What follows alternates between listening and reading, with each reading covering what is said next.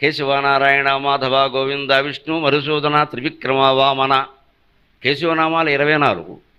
24 ఎందుకు ఉంటాయి? హిందూ ధర్మంలో ప్రతిదానికి ఒక లెక్క ఉంటుంది. ఇవి గుడి నమ్మకాలు కావు.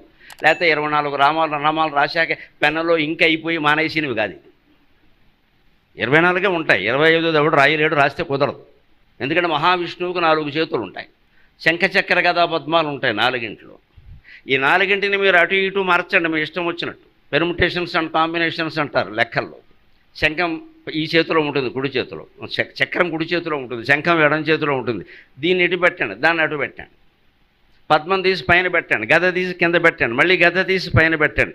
ఇలా మొత్తం ఉన్న 4 ఆయుధాలని లేదా ఆభరణాలని 4 చేతుల్లోనూ రకరకాలుగా మారిస్తే ఎన్ని భంగిమలు వస్తాయి?